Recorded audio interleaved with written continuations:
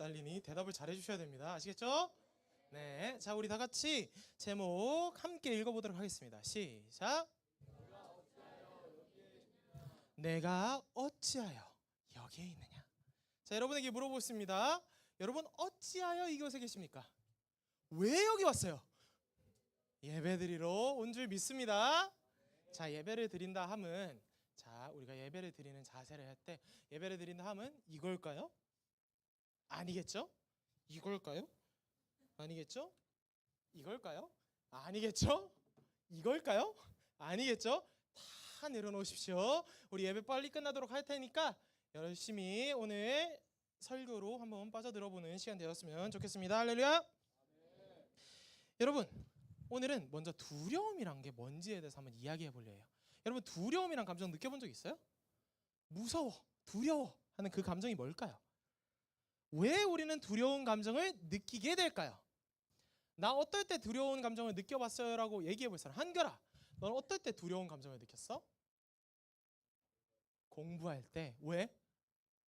성적이 잘 안 나올까 봐? 그렇지. 자, 에노가, 너는 두려운 감정을 느껴본 적이 있어? 언제 너는 두렵다고 느껴져? 시험 잘 못 봤을 때. 그쵸? 입시가 세상에서 제일 무섭죠? 자, 보자. 세영아, 너는 언제 두려워? 대학 떨어질까 봐. 사실 저게 제일 무섭긴 해요. 우리 고등학생의 삶에서는. 여러분, 두려움이란 감정은 도대체 왜 생기는 걸까요? 그리고 두려움이란 감정의 정체는 도대체 뭘까요? 전사님이 성경을 통해서 들고 오면 여러분이 고리타분하게 느껴질까 봐 인지심리학자의 얘기를 한번 들고 와봤습니다. 네. 두려움이 무엇인가라 하는 거에서는 다양한 정의가 있어요. 뭐 철학적 정의도 있고요, 인지심리학적 정의도 있고, 상담 심리적 정의도 있어요. 여러 가지 정의가 있는데 한 인지심리학자가 두려움에 대해서 이렇게 정리하더라고요. 잘 들어보세요. 내가 통제할 수 없는 무언가에 대한 본능적인 거부. 내가 뭐 할 수 없는 무언가? 통제할 수 없는 무언가에 대한 본능적인 거부라고 얘기합니다. 제가 생각하기에는 이게 두려움의 본질인 것 같아요. 왜냐하면요, 이게 무슨 말인지 잘 모르겠을 수 있는데 한번 물어봅시다. 내가 여자친구랑 남자친구가 있다 쳐요. 근데 여자친구, 미안해 못소린 친구들은 미안해요. 내가 다른 예시도 하나 들어줄 테니까 지금은 감정이입하지 마시고요. 자, 남친구 여자친구가 있었던 친구들 한번 물어봅시다. 내가 이 남친구 여자친구와 만나면서 언제 불안한 감정을 느껴요? 헤어질 것 같을 때. 그리고 뭔가 이 사람이 나를 떠날 것 같거나 아니면 내 생각대로 안 움직일 때. 이게 뭐예요? 내가 어떻게 할 수 없는 상황, 내가 통제가 안 될 때 두려운 감정을 느끼게 됩니다. 자, 두 번째 한번 물어보겠습니다. 여러분이 요즘 가장 두려워하고 있는 게 뭐예요? 고3들 뭐가 제일 두려워요? 뭐가 제일 두려워? 입시가 제일 두렵죠. 입시가 너무 두려워요. 여러분, 왜 입시를 두려워하나요? 내가 열심히 한다고 반드시 성적이 따라줘요? 열심히 한 만큼 성적이 나와요? 내가 열심히 한 것만큼 성적이 나오면 좋겠지만 이게 계단식이라서 차근차근 쌓아 올려야지 성적이 오르고 막 그래요. 그죠? 그리고 내 성적을 가져서 내 성적을 가지고 내가 어느 대학이든 다 넣으면 붙나요? 여러분, 그 정도로 공부 잘해요? 그럼 좋겠지. 어느 대학이든 떨어질 수도 있고 붙을 수도 있어요. 이게 뭐예요? 내가 통제가 되는 거야, 안 되는 거야? 통제가 안 되죠. 그리고 그 대학에, 내가 원하는 그 대학에 들어가요? 그 대학에 들어가면 행복할까요? 행복한 일만 벌어질까요? 1단계가 끝나지 2단계, 3단계가 남아 있습니다. 대학에 들어갔을 때 어떤 일이 벌어질지 몰라요. 자, 통제가 가능한 거예요? 불가능한가요? 불가능해요. 그래서 우리는 뭘 두려워해요? 미래를 두려워해요. 우리는 그래서 공부를 두려워해요. 왜? 결과가 내 맘대로 안 나오거든. 내 통제에서 벗어난 일을 우리는 사람은 두려워하고 합니다. 그래서 사람이 귀신을 무서워한다거나 아니면 어떻게 우리가 어떤 존재에 대해서 무서워하는 거를 심리학자들은 그렇게 얘기하더라고요. 내가 통제할 수 없는 무언가라서 그 분위기를 무서워하는 거다라고 이야기하긴 하더라고요.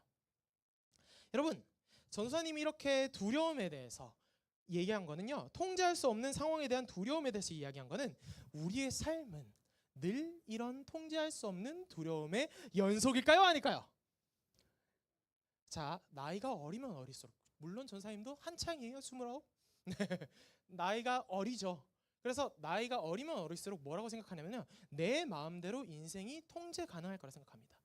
내 마음대로 내가 열심히만 하면 이렇게 인생이 풀릴 거라 생각합니다. 자, 이제 여쭤보겠습니다. 주선쌤, 인생이 내 마음대로 풀립니까? 네버, 절대 아닙니다. 자, 우리 그러면은 중간 나이대를 한번 볼까요? 현호쌤, 인생이 마음대로 풀립니까? 절대 아니라 그러시죠? 자, 우리 살짝 내려와서 우리 다물쌤, 인생이 마음대로 풀리던가요? 그랬으면 좋겠죠. 자, 다물쌤보다 나이가 조금 더 적은 제가 물어보겠습니다. 제 인생이 잘 풀렸을까요? 마음대로 풀렸을까요? 잘 풀렸다고는 할 수 있는데 마음대로 풀리진 않았어요. 인생은 내 마음대로 풀리지 않습니다. 그래서 한 인지심리학자가 이런 얘기를 해요.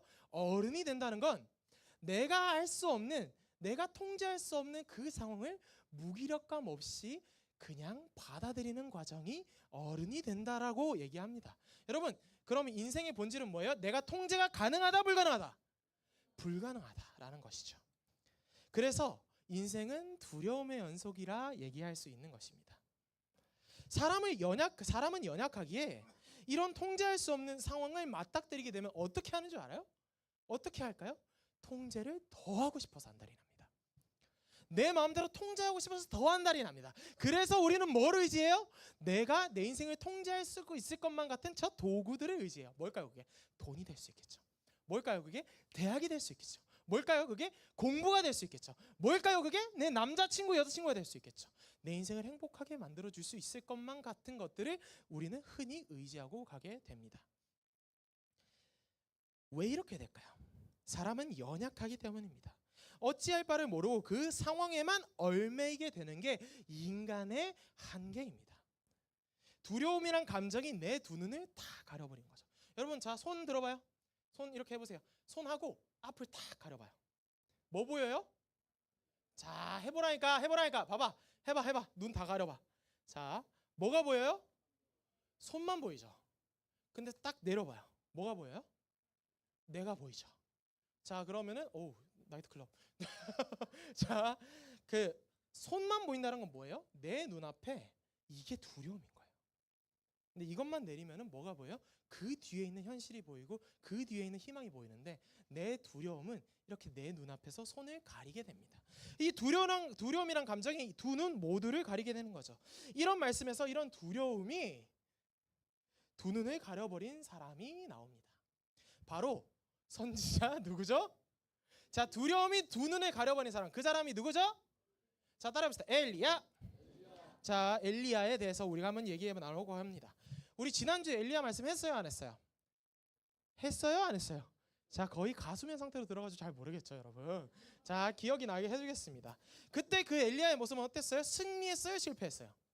승리했어요. 어떤 사람들과 승리했죠? 싸워서? 바알 제사장들 840명이랑 860명이었나요? 840명이랑 엘리야랑 1대1로 정당하게 이제 맞짱을 떠가지고 누가 이겨요? 엘리야가 이겨요. 너네 신이 진짜 하나님인지 내 하나님이 진짜 하나님인지 겨뤄보자 해서 엘리야가 이기게 됩니다. 근데 오늘 말씀에서 그 확실한 믿음으로 가득 찬 엘리야의 모습이었던 그 엘리야의 모습이 오늘 말씀에서 확 그 분위기가 바뀌게 됩니다. 바알 선지자와 엘리야의 싸움에서 엘리야가 승리하게 되었다는 것을 듣고 화가 났던 사람이 한 명 있어요. 누구였을까요? 자, 그쵸, 여러분. 자, 이 상황이 저번 주에 그 바알 선지자와 그리고 엘리야 선지자가 이 싸움을 하게 된 데는 우리가 그렇게 생각하면 돼요. 포켓몬 싸움이라 생각하시면 됩니다. 자, 엘리야와 바알 선지자는 포켓몬이에요. 그럼 뒤에 주인은 누구겠어요? 트레이너는 엘리야에겐 누구예요? 하나님이 트레이너겠죠. 자, 그럼 바알과 아세라 선지자들의 포켓몬 트레이너는 누구였을까요? 여왕이었습니다. 왕 아합과 여왕 이세벨이었습니다. 따라합시다. 이세벨이 그 포켓몬 트레이너를 했어요. 근데 내 포켓몬이 졌어. 자, 내 제사장이 졌어. 그럼 누가 화가 나요? 이세벨이 화가 나겠죠. 그럼 자, 들어봐요. 내가 저 사람을 죽일 수 있는 능력이 있어요. 화가 나요. 안 죽일까? 복수를 하려고 들겠죠. 이제 이세벨이 복수를 하려고 들게 되었습니다. 바알 선지자와 엘리야자의 싸움에서 엘리야가 승리하게 되었다는 것을 듣고 화가 난 바알을 믿던 왕비 이세벨은 엘리야에게 이렇게 살해 협박을 합니다. 너가 내 예언자들을 부셨어? 나도 너 부셔버릴 거야. 나도 너 죽여버릴 거야. 내일 아침이 뜨자마자 난 널 죽여버릴 거야 라고 선전포고합니다. 그 말을 듣고 엘리야가 두려워했을까요? 두려워하지 않았을까요? 자, 여러분, 우리가 잘 알아야 돼요. 성경에 나오는 인물도 사람이다 아니다? 사람이다. 예수님 제외하고는 완벽한 사람이 없어요. 자, 그럼 두려워했을까? 담담했을까? 두려워했어요. 그래서 너무 두려워진 엘리야는 도망을 가기 시작합니다. 근데 그 도망간 거리가 말도 안 됩니다. 우리 사진 한번 띄워주실까요? 아까 그 지도 사진 한번 띄워주실까요? 자, 전사님이 GPT로 만들어 왔어요. 자, 이스라엘 사진입니다. 저 보여요? 자, 대충 보이죠? 보세요. 저기가 빨간색이 북이스라엘 왕국이에요. 파란색이 뭐예요? 남유다 왕국이에요. 자, 근데 엘리야가 어디에서 일하던 사람이라고요? 북이스라엘에서 일하던 사람이었다고요. 근데 북이스라엘에서 지금 어디까지 도망가요? 저 빨간색 점선표 있죠? 이게 엘리야가 도망간 경로거든요. 어디까지 도망가요 지금? 자, 지금 이스라엘과 남유다까지 도망갔다가 지금 어디까지 도망가요? 네, 광야까지 도망가요. 자, 이스라엘을 떠나서까지 도망을 갑니다. 자, 보세요. 자, 이스라엘이라는 나라가 우리나라 면적의 3분의 2 정도 돼요. 자, 그럼 좁아요. 좁긴 한데 이거를 사람이 뛰어간다고 갈 수 있는 거리예요? 아니죠. 사람이 걸어서 간다고 갈 수 있는 거리예요? 아니겠죠. 진짜 너무 무서웠나 봐요. 너무 무서웠나 봐요. 쫙 가요. 쭉 가요. 북이스라엘이, 그러니까 나라가 나뉘었잖아요. 그럼 전쟁을 할 수도 없을 거 아니야. 그럼 남유다까지 가면 안심을 할 법도 한데 어디까지 도망가요? 남유다까지 가서도 안심을 못해요. 그럼 어디까지 가요? 광야까지 갑니다. 아무런 나라를 세우지 않는 그곳. 왜? 먹을 것도 없고 아무것도 없어서 거기까지 도망을 갑니다. 남유다를 넘어 네게브 광야, 정말 아무것도 존재하지 않는 곳까지 간 겁니다. 여러분, 광야에서는 물어보겠습니다. 먹을 게 있을까요? 없어요. 자, 이스라엘이 있던 그 중동 지역은 사막 기후였다고 했잖아요. 그러면은 거기에 있는 이스라엘이라는 나라는 뭘 중심으로 세워진 나라일까요?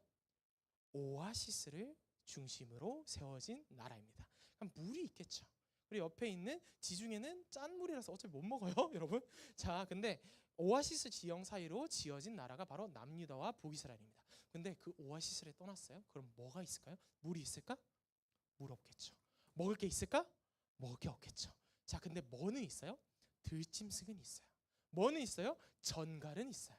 나를 얼마든지 죽일 만한 것들은 그 광야에 가득합니다.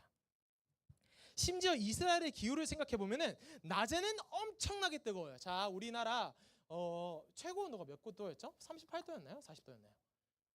38도였죠. 근데 더워 죽을 것 같았어요? 아니었어요? 더 죽을 것 같았죠. 자, 이스라엘은 낮에는 건기에 몇 도까지 올라가는지 아세요? 55도까지 올라갑니다. 사람이 죽을까 안 죽을까? 진짜 걷다 죽어요. 자, 밤에는 몇 도까지 떨어지는 줄 아세요, 여러분? 영하 20도까지 떨어집니다. 그게 건기와 우기에 따라서 다른데 일교차가 되게 심해요. 그때 당시에는 그렇게 추정한다고 하더라고요. 자, 근데 심지어 이스라엘 기후를 생각해 보면 낮에는 엄청나게 뜨겁고 밤에는 엄청나게 추워요.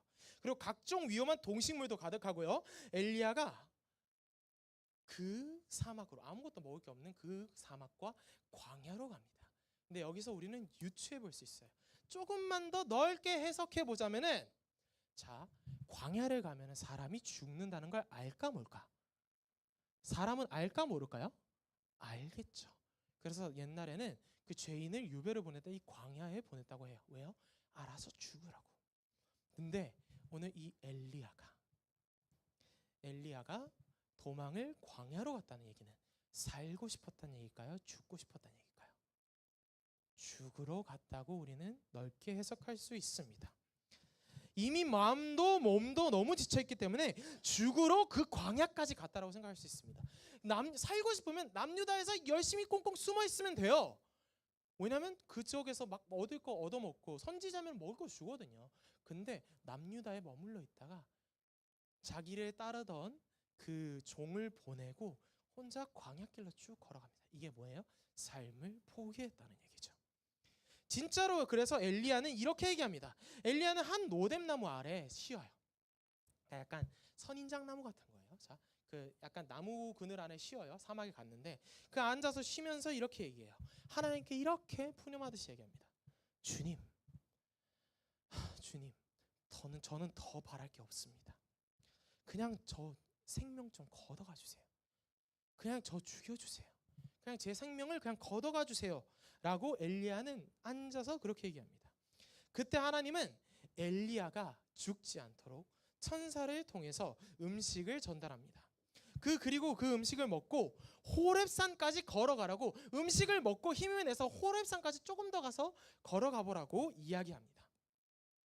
그리고 엘리야는 지쳤지만 그 말씀에 따라서 호렙산을 40일, 다 며칠이요? 40일 밤낮을 걸어서 도착했습니다. 자, 보이시죠? 저희 로뎀 나무가 저기 노란색 표시고요. 호렙산이란 곳이 저기 시나이산이라고 하는 것이 저기 점선입니다. 거기까지 40일 밤낮을 걸어갔습니다. 그리고 드디어 호렙산에 도착하게 되죠. 그리고 호렙산에 올라가기 전에 근처 동굴을 찾아서 들어가서 쉬고 있는데 하나님께서 엘리야에게 이렇게 물으십니다. 자, 잘 들으세요. 이거 중요한 부분이에요. 하나님께서 이 동굴에 쉬고 있는 엘리야에게 이렇게 얘기하십니다. 엘리야야, 너는 여기서 무엇을 하고 있느냐? 엘리야야, 너는 여기서 도대체 무엇을 하고 있느냐? 여기서 무엇을 하고 있느냐라고 물으십니다. 따라 봅시다. 여기서 무엇을 하고 있느냐? 엘리야는 그 대답에 하나님께 이렇게 하소연합니다. 주님, 저는 여태까지 하나님만 열정적으로 섬겼습니다. 그러나 이스라엘 자손은 하나님을 여전히 버리고 있고요. 주님의 예언자들을 다 칼로 쳐서 죽였습니다. 저만 남았어요. 선지자들 다 죽고 내 선배 선지자들 다 죽고 저만 남았습니다. 이제 나만 홀로 남았는데 그들은 내 목숨마저 없애려고 득을 대며 찾고 있습니다. 주님, 어떻게 이럴 수 있습니까? 어떻게 상황이 이래요? 내가 이렇게 열심히 했는데 어떻게 상황이 이렇습니까? 라고 하소연하기 시작합니다. 그 이야기를 듣고 하나님께서 다시 한번 엘리야에게 물으십니다. 엘리야야, 너는 여기서 무엇을 하고 있느냐? 문맥이 맞아요, 아니에요? 문맥이 맞지 않죠. 여러분, 하나님께서 이렇게 얘기하신 데는 이유가 있습니다. 우리가 다 한번 이 말씀에 집중해서 나갔으면 좋겠습니다. 여러분, 엘리야는 충성을 다하던 선지자였어요? 충성을 다하지 않던 선지자였어요? 충성을 다하지 않던 선지자 누가 있어요? 요나 같은 선지자였나요? 아니죠. 죽을 거 뻔히 알면서 아합한테 나가서 너 가뭄 들게 될 거야, 너 곧 죽을 거야 라고 얘기하던 선지자였습니다. 충성을 다하던 선지자였습니다. 하지만 하나님의 말씀을 따라 살기 위해서 목숨까지 걸었지만 여전히 사람들은 하나님께 확 돌아왔어요? 안 돌아왔어요? 안 돌아왔어요. 실패한 것 같습니다. 이제 자신의 목숨까지 그렇게 열심히 했는데 위험할 것 같은 상황에 그에게 펼쳐졌습니다. 즉 엘리야의 힘으로 통제할 수 있는 상황이에요? 통제할 수 없는 상황이에요? 통제할 수 없는 상황에 빠지게 되었단 말입니다. 엘리야의 힘으로는 더 이상 아무것도 손쓸 수가 없는 정말적인 상황이 엘리야에게 펼쳐진 거죠. 그 두려운 상황에 엘리야는 하나님, 저 더 이상 못하겠어요 라고 이야기합니다. 그냥 제 생명 걷어가 주세요 라고 얘기합니다. 하지만 그 이야기에 하나님은 단 한 가지 대답만 하십니다. 단 한 가지만 물으십니다. 엘리야야, 너는 여기서 무엇을 하고 있냐? 여기서 도대체 뭐 하고 있느냐? 라고 얘기합니다. 여러분, 이 이야기는 똥단지 같은 소리같이 들리지만 핵심을 찌르는 질문이었습니다. 여러분, 하나님이 엘리야에게 원하시는 활동지는 어디였어요? 자, 엘리야를 아이돌이라 쳐봅시다. 자, 내수용 아이들이 있고 해외용 아이들이 있어요. 자, 내수용 아이돌은 어디에서 주 활동이 하기 원해요? 한국에서 주 활동을 하기 원하죠. 자, 해외용 아이돌은 어디서 주 활동을 하기 원해요? 해외에서 하기 원하죠. 자, 그럼 물어볼게요. 이 엘리야 선지자에게 원하시는 하나님의 활동지는 어디였어요?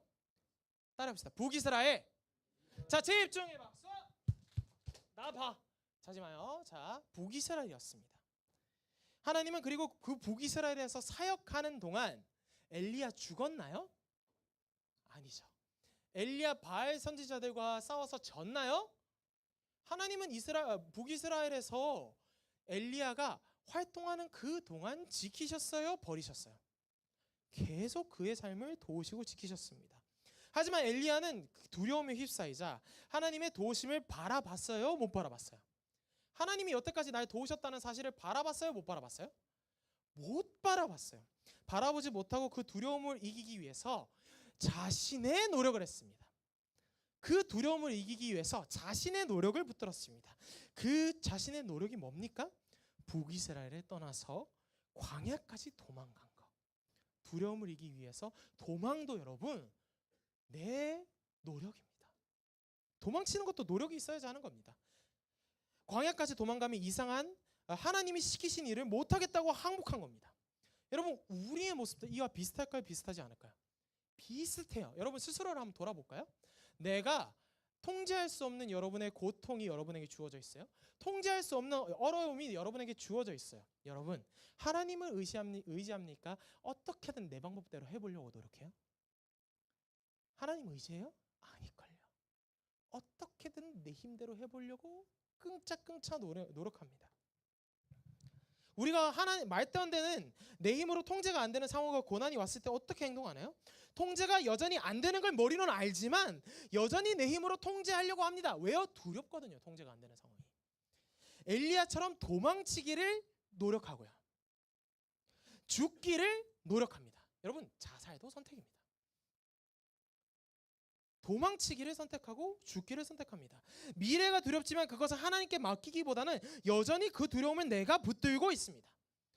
미래에 대한 두려움을 돈을 의지해서, 사람을 의지해서, 대학을 의지해서 극복해 보려고 내 노력을 그토록 붙듭니다. 자, 물어볼게요. 이래도 여전히 여러분이 하나님을 의지합니까? 자, 여러분이 두려움의 상황이 왔을 때 여러분은 하나님을 의지합니까? 아니면은 내가 어떻게든 해보려고 합니다. 나를 돌아봤을 때 내가 어떻게든 해보려고 하는 나 자신을 발견할 수 있습니다. 여러분 마지막입니다. 여러분이 통제할 수 없고 어찌할 수 없는 두려운 상황에서 여전히 내 힘으로 해보려 고군분투하며 여전히 두려움에 있는 엘리야에게 그리고 우리에게 하나님은 이렇게 얘기하십니다. 도대체 너희가 어디에 있느냐? 도대체 너희가 어디에 있느냐? 이 말은 네가 있는 그것은 결코 너의 두려움에 대한 대답이 되지 못한다라고 이야기하는 겁니다. 자, 엘리야가 북이스라엘을 하나님께서 활동 무대로 삼으셨지만 엘리야는 그 두려움을 이겨내기 위해서 자신의 노력으로 어디까지 도망가요? 남유다까지 도망가고요. 남유다에서 어디까지 도망가요? 광야까지 도망가고요. 결국 호렙산까지 갑니다. 그래서 하나님께서 물으시는 겁니까? 너가 도대체 어디에 있느냐? 네가 있는 그곳은 결코 너의 두려움에 대한 답이 되지 못한다. 너를 위한 진정한 답은 네가 두려워서 도망친 그곳에 있지 않다라고 얘기하는 겁니다. 도대체 왜 네가 거기에 있는 것이냐라고 묻는 것입니다. 그래서 하나님은 이렇게 물으시는 거예요. 왜 네가 거기에 있느냐? 그곳이 네가 있는 그곳이 너를 도와줄 것 같으냐? 아니다. 하나님은 엘리야에게 먹을 것을 공급하시고 하나님이 엘리야의 삶에서 행하셨던 것을 떠올리게 하시며 다시 북이스라엘로 돌아갈 명분과 목표를 주시고 오늘 말씀은 끝이 납니다. 여러분 우리도 이래야 됩니다. 우리도 이래야 돼요. 우리의 두려움의 상황, 통제할 수 없는 불안, 미래에 대한 막막함, 거기가 우리가 머물러야 할 것이 아니라고 얘기하십니다. 하나님은 여러분에게 물으십니다. 네가 도대체 왜 거기에 있느냐? 너네의 두려움을 그 자리가, 너네가 있는 그곳이 너의 두려움을 회복해 줄 것 같으냐? 아니다. 너네가 도대체 왜 그곳에 있느냐? 라고 우리에게도 물으십니다. 살아 계셨던 하나님이 여러분이 머물러야 할 자리인 줄 믿습니다. 할렐루야. 하나님이 여러분에게 이렇게 마지막으로 질문하십니다. 설교를 통해서 전설을 통해서 여러분에게 이렇게 질문하실 겁니다. 얘들아, 우리 고등부 친구들아, 너희가 도대체 어디에 있느냐? 너희는 도대체 어디에 있느냐? 나에게 있느냐? 아니면 다른 곳에 너희가 매여 있느냐?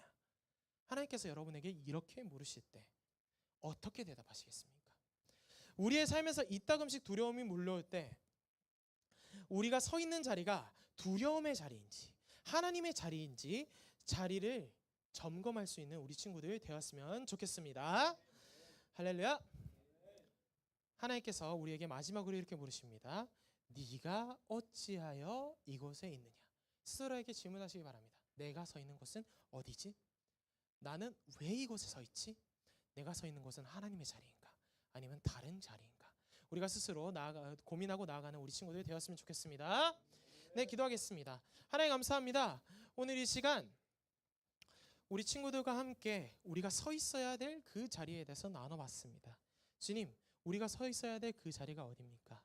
다른 두려움, 다른 불안, 다른 여전히 놓고 있지 못하는 그 공부에 대한 불안, 미래에 대한 입시에 대한 내가 통제할 수 없는 것에 대한 불안에 매여 있고 그것을 어떻게 통제해 보려고 노력하며 거기에 내 자리를 두고 매여 있는 것이 아니라 하나님 곁으로, 하나님의 자리가 나의 자리임을 기억할 수 있게 도와주시옵소서.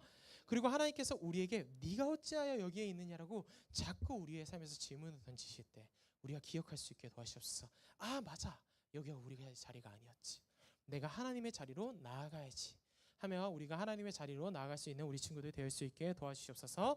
감사드리며 예수님 이름으로 기도드립니다. 아멘. 우리 자리에서 일어나시겠습니다.